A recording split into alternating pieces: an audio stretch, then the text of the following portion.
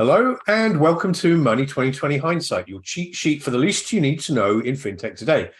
I'm Nick Holland, Global Head of Research with Money 2020, and today we're going to discuss Adam Neumann's new project, the demise of cards and cash, you're right, BitGo's no-go, and of course the money shot. Pew pew. But first, as we do every single time we do the show, we start with the number of the day. So Micky, over to you. What is the number of the day today, please? Hey Nick, hope you're well. So my number of the day today is $1 billion. All right, so tell me what that is all about. 1 billion's a big figure. Yeah, that's a pretty hefty number, isn't it? And that is the valuation of Adam Neumann's latest startup, Flow, which is described as a community-driven rental startup. And that valuation has been secured after a $350 million investment from Andreessen and Horowitz, which is not just a seismic sum to put into any investment. It's the biggest check they've ever written, single check, but also going to generational innovator like Adam Neumann, who brought us the rise and demise of WeWork, makes it even more interesting now. Mate, I've got to say, I don't get it. I just, why? I mean, firstly, you know, Andreessen Horowitz has been synonymous for the last couple of years with Web3 and all things innovation digital. This is a bit of a deja vu all over again incident, is it not? I do believe there was a company called WeWork not that long ago that kind of, I don't know, didn't work out greatly for Adam Neumann. So we're doing this again? Again, I'm perplexed. I mean, I don't think you're the only one. And, you know, I guess there are many reasons for it. One theory I have is based on what Andreessen himself said about why they made this punt. And he said, you know, we love seeing repeat founders build on past successes. And I think that really speaks to what he's talking about, right? And I think I actually wrote and published a blog about this yesterday. Yeah. You know, the central thesis of that is VCs love investing in past founders because they think, you know, in this world of uncertainty, that gives them some degree of certainty. But that's actually, you know, what's called a survivor bias. And the problem with that is it's pretty bad at distorting reality. I would urge people to read your blog, which is, I mean, spot on, I think. But you're right. I mean, it's again, there's definitely, you know, these people come up with one, you know, it's like a one-hit wonder. Maybe it doesn't even work out, and then they're given the benefit of the doubt for other projects. Whereas there's, you know, this long tail of probably thousands of other companies that fantastic ideas didn't work out, but again, the initiative was in there. So it's, I don't know if this is laziness on the VC community's behalf or just this halo effect or what. I mean, again, it's not the same, but again, I saw in the news today that Paris Hilton's being like criticized for shilling NFTs again. So it's like, it's, you know, fame or infamy does not necessarily, you know, correlate to business sense. But I'm perplexed by what is going on here with A16Z and Neumann as... I think you're right, Nick. But one thing I would like to add that makes this, I think, you know, there is a bit of confusion, a bit of fun and jokes about this, but I think there is a real issue, right? In 2021, female founders in the US received only 2% of the total venture funding in the US. And this is why stuff like this is, you know, so problematic, right? For sure, Adam Neumann could be great, but he could be a great innovator. But the idea that there aren't any other innovators who don't have this kind of baggage and who are not deserving of this is wild to me. I mean, I think I've said this before, but typically when Netflix or whoever does a documentary about you, it's not a good sign. So, you know, did Andreessen Horowitz see the video? Not sure, but, you know, it's usually kind of exhibit A that things didn't work out. You know, it's like Tiger King. Wouldn't really put money in him again either. So, anywho, moving on. Let's have a discussion about cards in Brazil. So I thought this was interesting, and it's kind of this perennial conversation that comes up around the demise of cards or cash or any analog payment type. In this case, it was the chief of Brazil's central bank, Roberto Campos Neto, said he believes credit cards are on the brink of extinction due to growth in account-to-account based open payments. Speaking of cryptocurrency events, Campos Neto said that users will soon control all aspects of their financial life in one integrator on their mobile rather than having many apps from different banks. Kind of wishful thinking, I guess. It's like I say, I mean, it's not the first time I've heard this story, mate. Micky, what's your take? Yeah, I mean, I think absolutely you're right. This isn't the first time we've heard this. I mean, I think I can understand why credit cards could get extinct. I'm not sure about this kind of thing with the iPhone or the phone, sorry, because I had a personal experience a couple of days ago. My phone was in my pocket. I don't know what I was pressing, but it got got like paused or locked for 5 minutes. And I was at the shop trying to pay with my phone. So what happens in that situation? So there are lots of little things that have to be corrected for this to be a reality. No, I'd agree. I mean, I think again, I'm the poster child of 2% on my phone, so there's a problem with that in itself. So, but it's always, I was looking up some stats on this. I mean, there's a few countries that are apparently close to being cashless, and you'd expect it's like Scandinavia, you've got Norway, Finland, New Zealand's in the list. But again, I was sort of contradicting that. There's something came out the other day from the post office of all places in England saying that people are using cash a lot more. Apparently, they seem to think it's about sort of controlling your finances better and not sort of throwing it into crypto or credit or whatever. But I mean, I thought that was interesting. Maybe a little self-serving because, hey, the post office deals with cash accounts. But again, I mean, my hunch would be that we see the demise of cards before we see the demise of cash.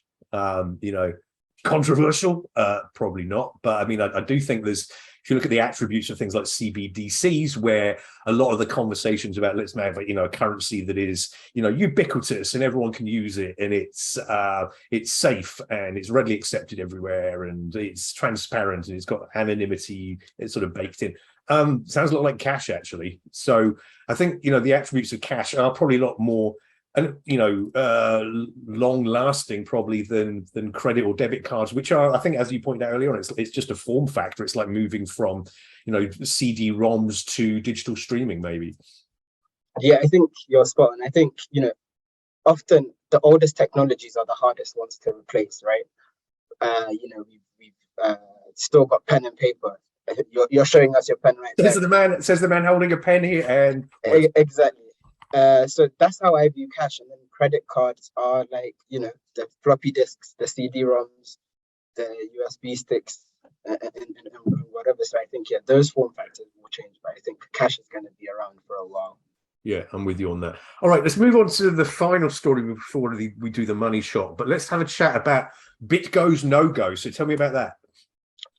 Yeah, so Galaxy Digital had agreed to acquire BitGo previously for about $1.2 billion.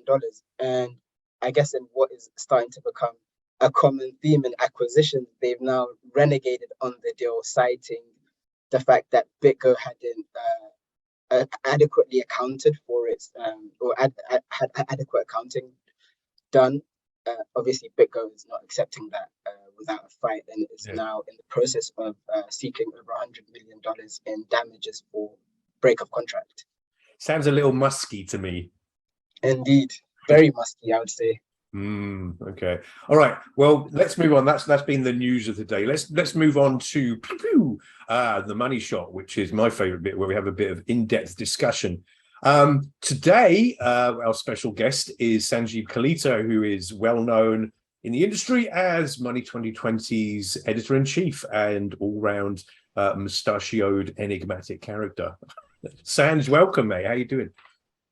Doing well. Thank you, Nick. Thank you, Micky. Really glad to be on here today. Great. We hung out last week a little bit where I have to declare, I was bitten on the toe by an ill-tempered bass, which is a rare occurrence. But other than that, we had a fine off-site discussion. But it's nice to see you in 2D as well as 3D last week. Anyway, Sanj, I digress, obviously, as I tend to do. But let's have a chat about, before we went to our offsite last week, you were at Philly Fed conference. So tell me a little bit about that and some of the things you saw and heard.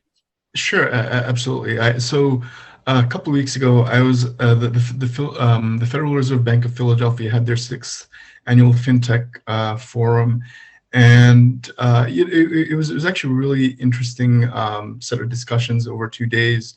Heard from the head of the CFPB, the head of the OCC, leaders from the Federal Reserve System, as well as leading regulators from New York State, the Department of Financial Services, as well as California.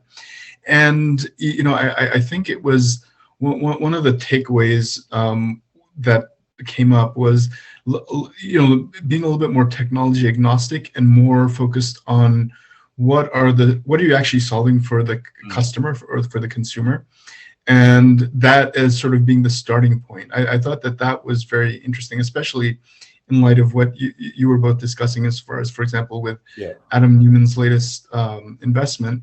$1 billion for, I'm a little bit perplexed by that, to be perfectly honest. I think the industry's a little perplexed by it, to be honest, but interesting. So the Philly Fed, or the discussions are much more about, I guess, the big picture, which is interesting because a few years ago I met with the Philly Fed around there.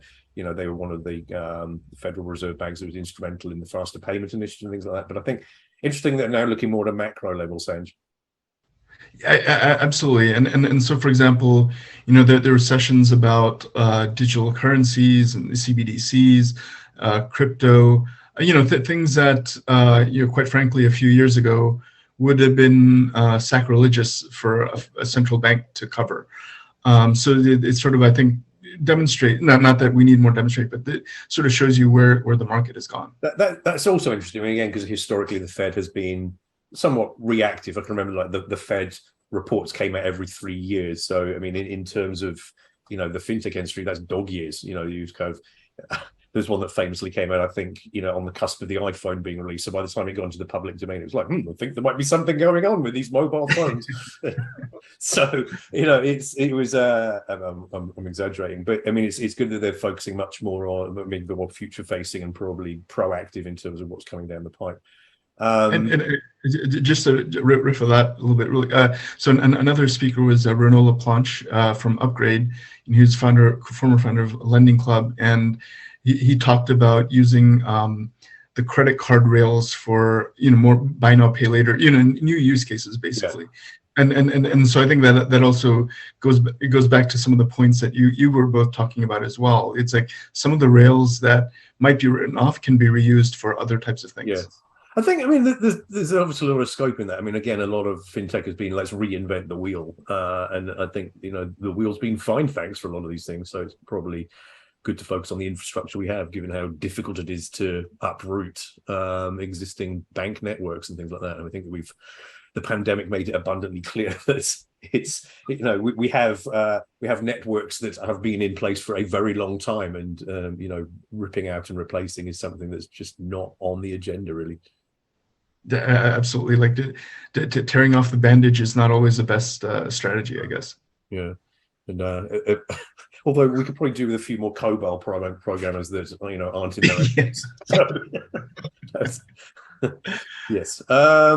So, Sanj, any sort of standout discussions from the CFPB? You mentioned a couple there, but yeah. So I actually there was I believe it was the OCC or the CFPB, but anyway, there was an interesting discussion about like how sort of the disaggregation of the fintech stack or the financial services stack is similar to globalization for manufacturing. Okay. And in the sense that like it makes it more sort of plug and play, probably a little bit more focus on just in time, really changes the real in a quite fundamental way, like how you build a business. And I think that we're still, as an industry, still in the midst of that. So who knows where that lands.